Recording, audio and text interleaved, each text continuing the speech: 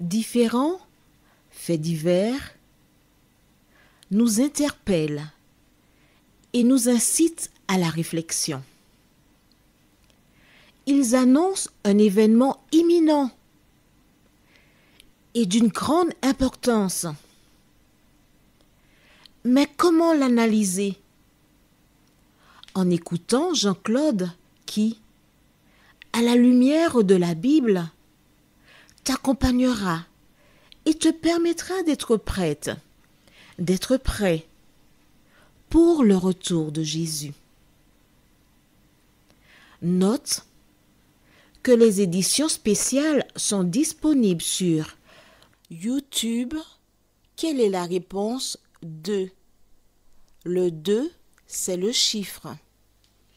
Je te salue fraternellement en Jésus-Christ, le Sauveur du monde.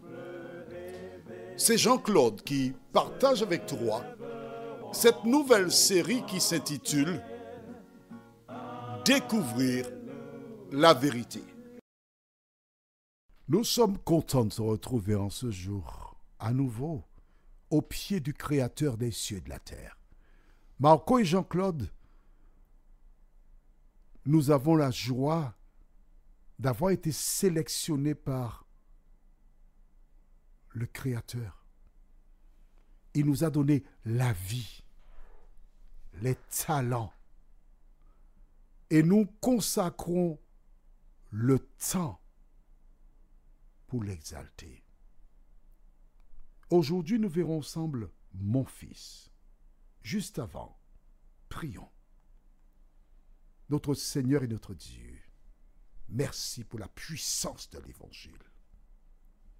Merci pour la parole. Merci de nous démontrer ta puissance. Et cet esprit, tandis que nous prendrons le temps pour continuer l'étude de la parole, scelle cette dernière en nous et transforme nos cœurs, nous t'en prions, au nom de Jésus et pour ta gloire éternelle. Amen. Rappelle-toi. Je vais lire le dernier verset d'hier, dans Genèse 42, verset 36, qui déclare « Jacob, leur père, leur dit, « Vous me privez de mes enfants, Joseph n'est plus, Siméon n'est plus, et vous prendriez Benjamin, c'est sur moi que tout cela retombe. » Oh, il n'en est pas question. Je suis innocent. Je n'ai rien fait. Je suis pur. Aucune raison que je supporte les conséquences de ces affaires-là. Et voici donc Jacob qui a donné déjà sa position. Il n'en est pas question. Que se passe-t-il?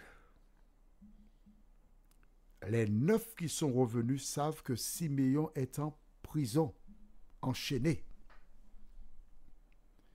Il n'y a pas une minute à perdre. Une fois arrivé, il faut qu'il reparte tout de suite avec Benjamin afin de délivrer Siméon pour que ce dernier revienne. C'est ça l'objectif.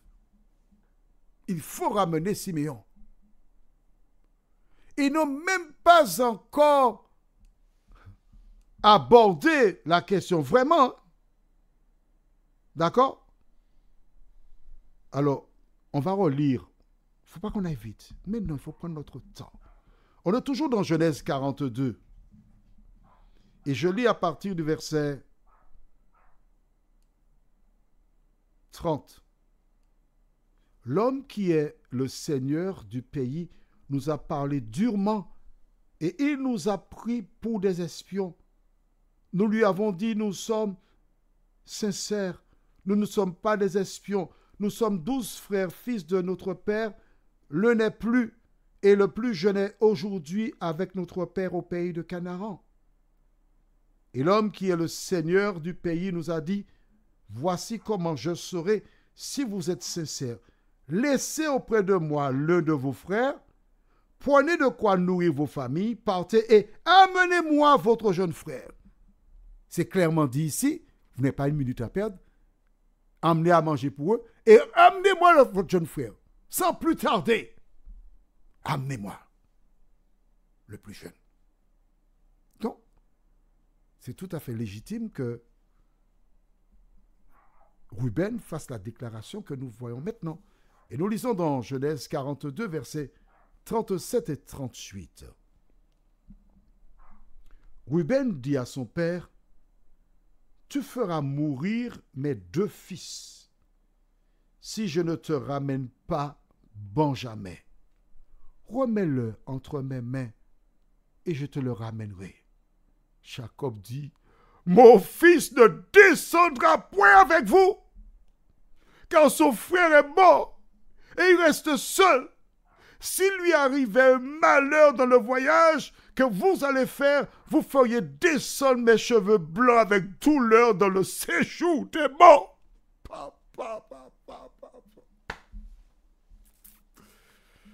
Ouais.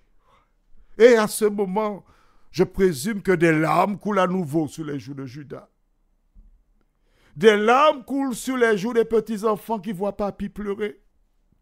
Des larmes coulent sur les joues de ces femmes qui sont attristées en voyant Jacob pleurer. Ces femmes qui l'ont vu par le passé pleurer énormément, elles le voient à nouveau pleurer. Ça fait beaucoup pour le vieil homme. Maintenant, pourquoi Ruben prend-il la parole? Parce que Ruben est le fils aîné de Jacob. Dans le système hébraïque et dans certaines civilisations, l'aîné est celui qui est souvent le sacrifié. Aux Antilles françaises, quand le père était mort ou une femme seule élevait des enfants, quand elle partait pour faire une journée quelque part pour ramener des sous, l'aîné n'allait plus à l'école. L'aîné jouait le rôle de la mère ou du père pour subvenir aux besoins de ses petites sœurs et petits frères. Et beaucoup de personnes aux Antilles ont réussi, tandis que la sœur ou le frère aîné a été un sacrifié. Ruben est celui qui avait dit aux frères, « Ne faites pas cela. » Il jouait à merveille son rôle de fils aîné. Il jouait à merveille le rôle de fils tout court qui aimait ses frères et sœurs. Il jouait à merveille le rôle de protecteur. Et qu'est-ce qu'il dit? Écoute, papa.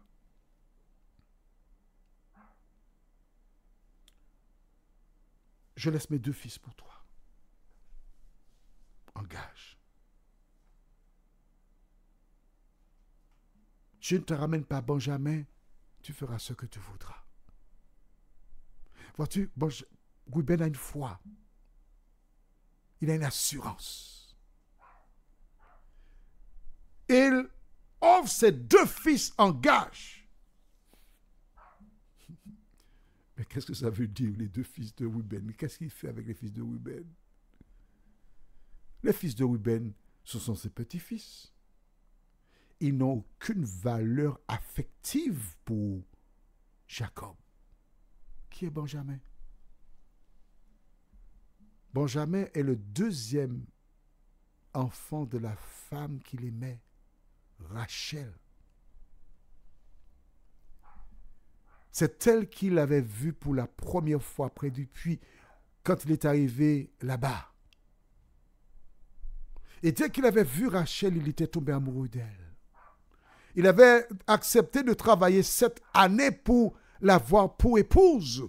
Et son beau-père, Laban, lui refila Léa, la sœur aînée de Rachel, et il lui expliqua que non, dans notre contrée, la cadette ne part pas avant l'aîné, donc tu vas finir la semaine avec l'aîné, tu me serviras encore 7 ans, mais je te donnerai au bout de la semaine Rachel.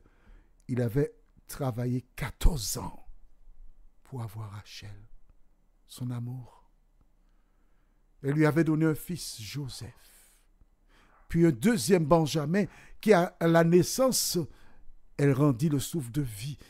Et Joseph et Benjamin, c'était les seuls souvenirs qu'il avait de la femme de son cœur, de son amour. Et on pouvait lui offrir 10 000 enfants, ça ne changerait rien. Parce que ce qu'il voyait Benjamin, probablement il avait les yeux de sa maman. Probablement il avait la chevelure de sa maman.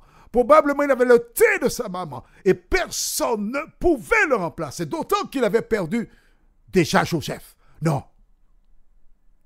Et qu'est-ce qu'il répond? De manière claire et précise. Jacob dit, mon fils. Il ne dit pas Benjamin, non? Et Ruben, il est quoi? Mais Ruben, c'est le fils de Jacob aussi. Il aurait pu dire votre frère. Il aurait pu dire Benjamin. Mais il dit de manière claire et précise, mon fils. Je n'ai qu'un fils, c'est Benjamin. Vous êtes que la terre rapportée. C'est Benjamin, mon fils. Il est hors de question qu'il descende avec vous. Voilà. Car son frère est mort et il reste seul. Est-ce que Benjamin est seul? Mais non. Il a 10 frères. Mais les 10 ne comptent pas pour Jacob. Il est seul parce qu'il n'a pas Joseph, qui est un peu plus âgé que lui. Benjamin n'est pas un enfant, on l'a vu, rappelle-toi. On a estimé qu'il avait 10 ans, quand Joseph en avait 17. C'est une estimation. Nous savons que Joseph avait 17, mais pour lui, c'est une estimation. Toi qui m'écoutes, ne fais pas de favoritisme avec tes enfants. Tu vois, ça cause des problèmes. Prions. Seigneur, merci pour la parole. Merci de nous aider à la mettre en pratique, à ne pas suivre l'exemple de Jacob, nous t'avons prié. Au nom de Jésus et pour ta gloire éternelle. Amen.